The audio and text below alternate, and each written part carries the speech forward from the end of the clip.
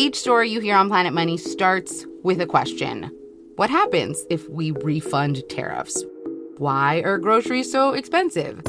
At NPR, we stand for your right to be curious because the forces shaping our world can be hard to see. Follow NPR's Planet Money wherever you get your podcasts and start seeing how the economy really works. Hey, night owls. I see y'all out there, even if you're not, out there. If you're my kind of night owl, you like to spend the dark hours comfortable in bed with a good book. But even for me, the resident bookworm, pages and pages of tightly packed words can be a strain on the brain at the end of a long day. So I like to turn to a comic book or graphic novel sometimes. It's just, special to be in bed past bedtime with my little phone flashlight because the overhead light is too much on my eyes, watching the colorful panels unfold under the covers. And there are a bunch of great publishers out there putting out all kinds of comics. But one in particular has made a huge impact on the industry, like KUOW-worthy impact. Seattle's own Fantagraphics. I'm Katie Campbell, and this is Meet Me Here, KUOW's Arts and Culture podcast. This week, we're getting lit after dark with Fantagraphics and some of the many artists and fans they've cultivated over the last 50 years. That's right, Fantagraphics is celebrating their 50th anniversary this year, and so we wanted to tell them just a little bit about why they matter so darn much to us. Hi, I'm Tucker Stone, and I'm the Executive Director of Communications and Marketing at Fantagraphics, which means my full-time job that gives me health insurance is to tell people how good Gilbert Hernandez is. My favorite Fantagraphics publication will always and forever be every single issue of the Comics Journal where Gary or Kim or Eric or anyone else took the people to task and made them hold all this stuff, this comic stuff, up to higher standards. I don't know, it set the bar so incredibly high. My name is Jim Woodring. I'm a cartoonist who has been with Fantagraphics for about 40 of their 50 years. My magazine, Jim, was the lowest selling title in their roster, but they kept it going because they believed it had artistic value, and that was of paramount importance to them. I consider it an honor to be published by Fantagraphics. They gave me my big break and have stood by me throughout our relationship. So I'm damn glad they exist. All right, we are under the covers. We're committing to the bit here. It's bedtime. And instead of just going to bed like a normal person, I've got My Favorite Thing is Monsters by Emil Ferris. And I've got my iPhone flashlight on. It's kind of setting the scene very nicely. I do have to keep moving the covers out of my face, though. I don't know how I did this as a kid. And I've picked My Favorite Thing is Monsters, not just because the vibe is perfect for some monster reading, but because it's published by Fantagraphics. We're going to hear from a bunch of people today about what they love about Fantagraphics. We're also going to talk to the vice president and associate publisher, Eric Reynolds, who's been around for more than 3 decades. But first, let's dive into one of my favorite books. My Favorite Thing is Monsters. It's a huge book. It's a monster book, if you will. Haha. So we're just gonna turn to a random page, I think. Ooh, okay, here it is. Let me describe it to you. So the book looks like it's a giant spiral-bound notebook. It's got lines, the little blue notebook lines. And it looks like someone's just doodled all across it. And I'm looking at 2 pages that seem to be about, it's about Cerberus, the 3-headed dog that guards the gates of the underworld. But Cerberus doesn't look very happy. Let's see what he says. Cerberus did not like being the hound of hell.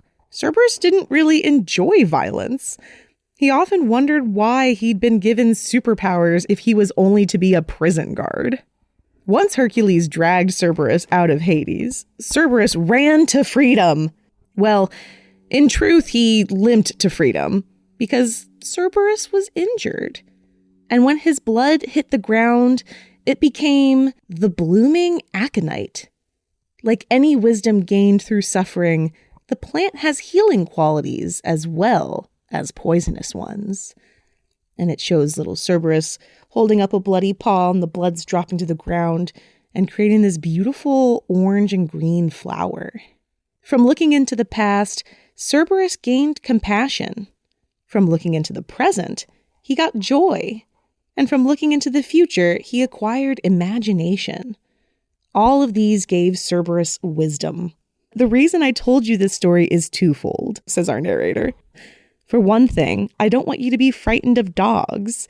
But the biggest reason is that I want you to think about how it'd feel to pretend to be defeated in order to survive.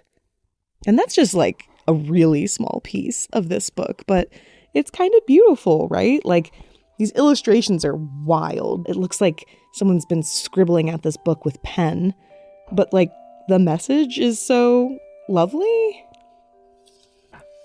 I mean, that's what's really cool about graphic novels and Fantagraphics books is there's always something unexpected.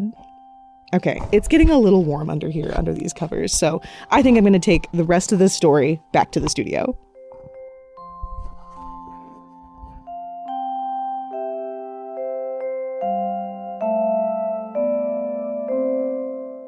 Hi, this is Jeannie Yandel, and I wanted to thank Fantagraphics for two things in particular. One is the graphic novel Palestine by Joe Sacco.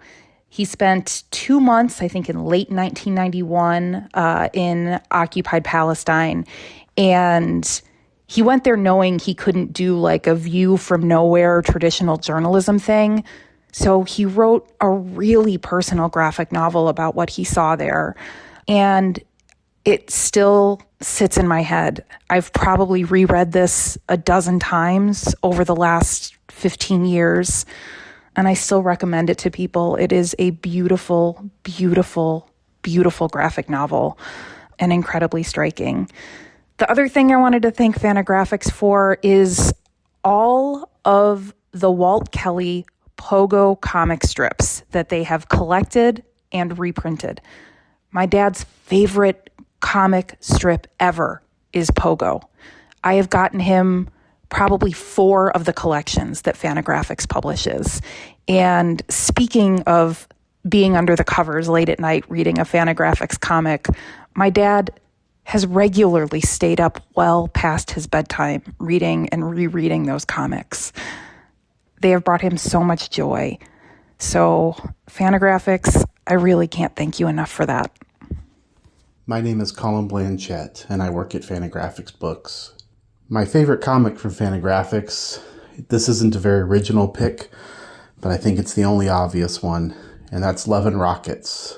It's been going for over 40 years, and Gilbert Hernandez and Jaime Hernandez and their brother Mario Hernandez every once in a while have crafted one of the great American institutions. It is a perfect piece of art. And we are so lucky to have it, and so lucky that Fantagraphics published it. And as for what I love about Fantagraphics the most is the bravery. Gary Groth, his late partner Kim Thompson, and the current associate publisher Eric Reynolds have been brave enough to publish work that other people wouldn't have published. They fought First Amendment lawsuits, and they have stuck to their guns. Long live Fantagraphics. Whew, okay, I've escaped the covers, but I admit it's no longer nighttime. Sorry, owls. Don't worry, though. We've got more recommendations for you to bring to bed coming up. Hey, I'm Brandy Fullwood, host of Seattle Eats. It's hot, it's cold, it's raining, it's January in Seattle, but we are eating so well. On the latest episode, we share some of the best bites to check out in the city right now. Listen to Seattle Eats on the KUOW app or wherever you get your podcasts. After 50 years, Fantagraphics has built a heck of a catalog of incredible titles and artists. And Vice President and Associate Publisher Eric Reynolds is one of the people who's made that possible over the years. I was studying journalism and literature at the University of California, Irvine, and I was the managing editor of the newspaper at UC Irvine, and I thought that I was going to become a journalist.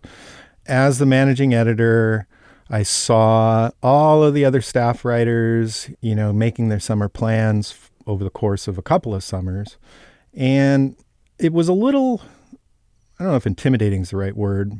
Maybe it was actually more just not terribly interesting. That we were young and idealistic. So everybody wanted to, write Pulitzer Prize winning journalism or write, important features for magazines, either wanted to go work for something like Rolling Stone or Mother Jones or The Atlantic or something like that.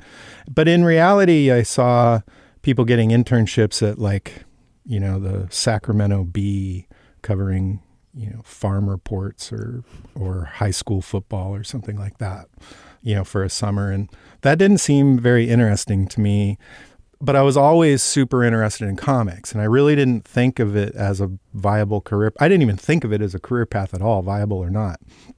But I literally just one day went to the comic book store in Irvine and picked up some new comics. And as usual, I picked up a couple of Fantagraphics comics. They were by far my favorite publisher. They published the best comics. They published a fantastic magazine of news and criticism called the Comics Journal that was it was a very influential magazine in my own, growing appreciation for the art form.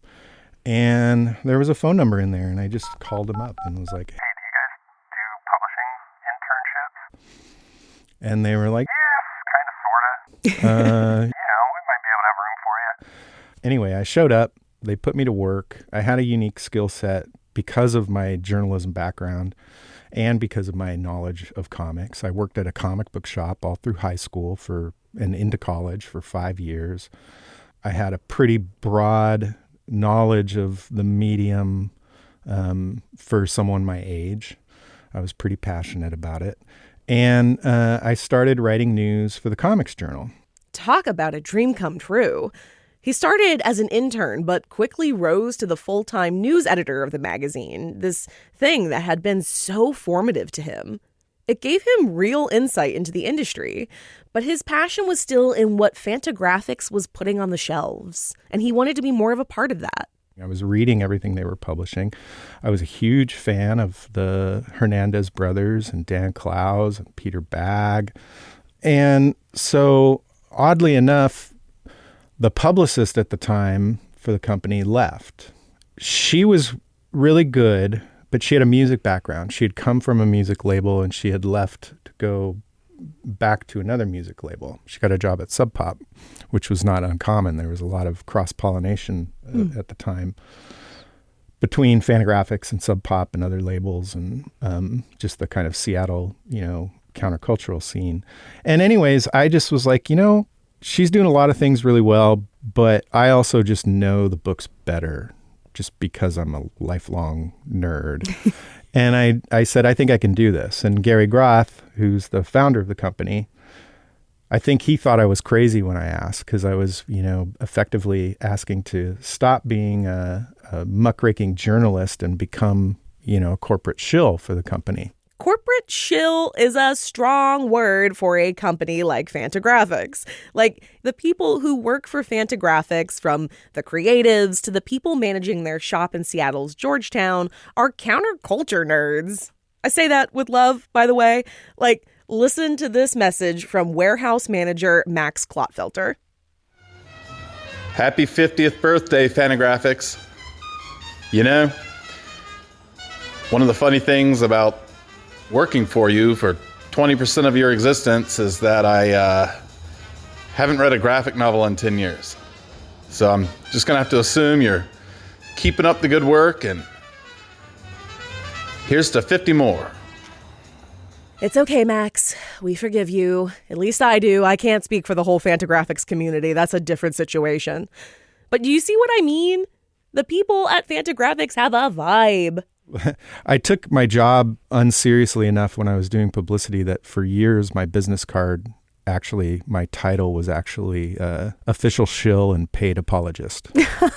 That's awesome. And then, with more and more editing came more and more staff management, business, publishing, administrative stuff. So it happened, fairly organically over time. It happened because I was very simpatico with the two publishers, Gary Groth and Kim Thompson. We became, I think, something of a three-headed beast during that time. Kim unfortunately passed away about 13 years ago now. And so then when Kim passed, that was my official transition to becoming the vice president of the company. Kim was the vice president of the company before that. Got it. I want to talk a little bit about this corporate shill idea, because you've said counterculture a couple of times. Yeah. And I found while I was writing out my questions, sometimes I would want to just like shorten Fantagraphics to like the company, what you do for the company. And somehow that felt wrong. Like to call it a company feels weird. And even to think of like any role in Fantagraphics as like corporate shill feels so wrong because it is kind of countercultural. Yeah. Talk a little bit about that. Well, calling myself the corporate shill and paid apologist was very much my own kind of punk rock way of taking the piss out of, any kind of corporate attitudes or structures. It was sort of, akin to the way that, in the same way that Bruce Pavitt and Jonathan Pondman at Sub Pop, sort of positioned their label as this like world-beating, corporate behemoth. I was coming from the same place, but kind of doing it in the opposite direction, kind of trying to undermine the professionalism a little bit, because Fantagraphics never really has felt to me like a real company. And I say that in the best possible way. Yeah. There's a lot of passion involved, and it's a small company, and everybody wears a lot of different hats, and it's a labor of love. It's not something you go into with real careerist aspirations. I mean, I guess you could, but I don't know that any career counselor would tell you that that's like the shrewdest, move if you really just want to have, a quote unquote professional career. I never wanted a professional career. I never wanted a real job. I feel like I've not had a real job in 33 years. And I say that with a huge amount of pride, I just like when you're talking about like a real career, I just for some reason have like Pinocchio in my head, like, I'm a real boy. Except it's like, I'm a real shill. This is Dyer Oxley with Meet Me Here. I have two Fantagraphic comics. Now, one is Hate by Peter Bagge, and the other is Ghost World by Daniel Klaus. Now, both are deeply rooted in the 1990s, the youth Gen X culture of that time. Aimlessness, cynicism, the slacker persona. But at the same time, these two comics, they couldn't be any more different. Hate, I think today is a much rougher read. It's very loud, if that makes sense. The humor could be controversial. In fact, I'm sure I'll get some hate for even bringing it up. But the style of Hate was very much the vibe of that time. In fact, there was once this local journalist I read that wrote, if people want to know what it was like to be young in 1990s Seattle, the only record will be Peter Bagge's Hate. Now, Ghost World, great story. I like the humor more. It's very deadpan. I feel like anybody could read it today and still relate to it. It's about that time in your life when you're a young adult, evolving. Maybe you're going to get out of town. Maybe your friendships will hold up. Maybe they won't. It's a thinker. So again, two very 90s comics from very different angles, but each, they really triumph in their own way. I'm Kelly Froh, a comic artist and executive director of Short Run Comics Festival here in Seattle. My favorite Fantagraphics graphic novels are by Carol Tyler. I believe Carol is one of the greatest comic artists in the world and can ink as hard as any of the big boys, including Crumb. After all these years, Fantagraphics keeps surprising me with the artists they discover and the comic art they publish. Their roster of artists cuts across time and space. Fantagraphics is definitely one of the businesses that makes Seattle a cool place to live. when I reached out to get an interview with y'all for the 50th anniversary and I was offered the VP, I was a little like, oh no, is this just going to be some like business nerd who wants to talk about like KPIs and sales? And maybe you are a business nerd. I don't know. I'm not. Fantastic. Because what's important is that you are a real deal comic nerd too, like as we've talked about. What are some of the comics that you think laid the groundwork for Fantagraphics for it as a, company, like capital C company, but also for you as just a lover of the business or, a lover of the format? Well, I could answer that in a few different ways. Where I would start is the 90s is when Fantagraphics, I think, really established itself as a publisher of progressive, provocative, good work. And it not only published, artists like the Hernandez brothers and Dan Clowes, Peter Bagg, who were all pushing the boundaries of the medium and doing different things with it. But what was also happening at the same time was it being a part of a kind of youth countercultural movement that was happening in the greater music world in particular, but also in the alternative media with the alternative weekly newspapers and zines and magazines. You had this coalition of youth that were interested in non-corporate content. And, you can think back to like Nirvana wearing the corporate magazine Still Suck t-shirt on the cover of Rolling Stone. And at that time, you kind of identified yourself as much by what you didn't like as what you really did like. And it was probably the last time I think that comic books were really a part of this youth movement that was happening, and Fantagraphics in particular, with things like 8-Ball and Love and Rockets and Hate, were really kind of setting, the I don't know if the boundaries are the right way, because part of it was like stripping away boundaries, right.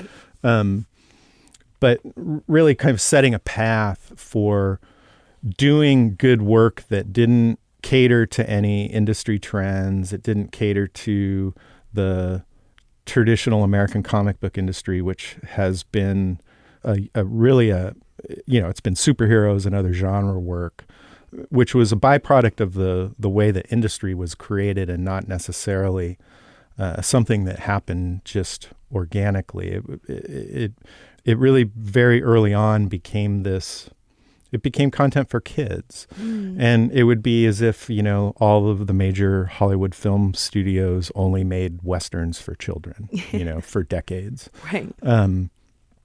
And so Fantagraphics was very much on a cutting edge. And I say that not as, the corporate shill and paid apologist, but as a teenager who was growing up and really getting an education in terms of just how to see the world and how to think critically about the world from those comics as much as I was from, my bachelor's degree in English. Yeah.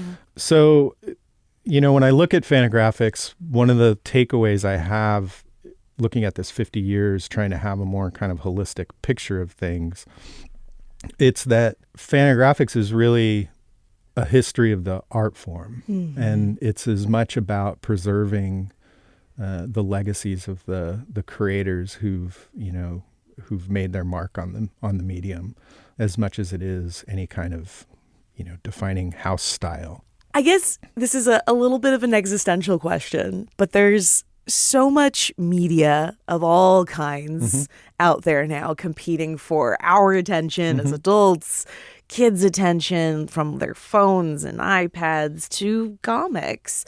How do we keep kids and people of all ages under the covers with their flashlight and their comics, even if that flashlight's on their phone? Like, how do we get 50 more years of Fantagraphics? I can only speak for ourselves, but our answer to that has always been to just produce the best work possible. Yeah. That's a little simplistic, but that's what we do. That's our contribution to things. We're in a great space right now where more kids read comics now than they probably have of any generation since the 70s or 80s. And the reason for that is because there's good work being produced for younger readers. For decades, it really was just Marvel and DC. And Marvel and DC, they do what they do, and I guess they do it well enough, but it's not great literature. And it hasn't really been a part of the young reader zeitgeist for a long time, and for years, Fantagraphics was sort of pushing back against that type of work, saying that, similar to what I just said, like if you were a movie studio, you wouldn't only make Westerns. You need to produce a variety of work that appeals to, kids of all genders, kids of all ages, young adults. And that wasn't the case really through the 70s and 80s. And it was only into the 90s when you started to see that kind of diversity of material that no matter what age you were or what your particular interests were, you could probably find something good. And that's been evidenced over the last couple of decades by artists like Raina Telgemeier, who does YA books that are certainly not exclusively, but are very popular amongst young girls. And I remember Trina Robbins, who was an underground cartoonist who for years was lobbying that the comic book business needed to produce more work for girls. And her argument was basically, if you make it, they will come. But it was never tested. There just really wasn't much being done. It was all just crap for young boys and, adolescent power fantasies. And then in, the early 2000s, as the adult literary graphic novel was ascending, you suddenly had this influx of work that was created for a broader demographic of readers. And, not just Raina, but also manga in particular was a huge driver of getting kids interested in comics again. Yeah. Suddenly, Trina's prediction kind of proved true. If you made the work, they would come. Well, Eric, this has been super fun. Congratulations on your work that you've done. And thank you so much for joining us for this conversation. My pleasure. Thank you. I have a small confession. I first went to the Fantagraphics shop in Seattle's Georgetown just a couple of weeks before I recorded this episode with Eric. I was kind of stunned to just stumble upon it. And I was a little ashamed, too, that I had only just done so after living here for 5 years. It's a really cool brick building, and it shares space with a record shop. You walk in, and it's colorful and loud in a visual way. There's a adults-only section, only kind of hidden in the back right corner, and a giant printout of a guy with like a gun pointing at you saying, "Employees only, I mean it," something like that. It just screams counterculture comics shop. I think there's something to be said for what Fantagraphics represents in the broader history of Seattle. We usually do a recommended if you liked section, but we're going to wrap this up. The recommended if you liked today is to get down to the Fantagraphics bookshop, admire some counterculture art, grab a copy of something you can get snuggled into bed with later, get under the covers just for old time's sake, grab a flashlight, and read a little past bedtime, you night owls. Thanks for listening to Meet Me Here. Meet Me Here is produced by KUOW, a proud member of the NPR network. It's hosted by me, Katie Campbell, Dyer Oxley, and Jeannie Yandel. And it's produced by Brandy Fullwood, Kyle Norris, and Matt Martin. Our editor is Phyllis Fletcher. You can find more and support the show at kuow.org/meet.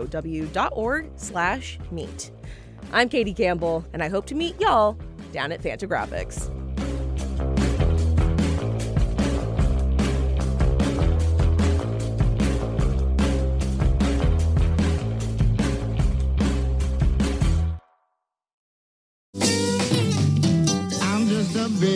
Yes, I'm only a bill. We all remember this song. It made it all seem so simple, and turns out it's not. Who writes, influences, and kills bills? It gets messy. I'm Scott Greenstone. And I'm Libby Denkman. On Sound Politics, we tell that story, the inside track on how policy gets made in this Washington and the other one, and how it impacts you. Listen now on the KUOW app or wherever you get your podcasts.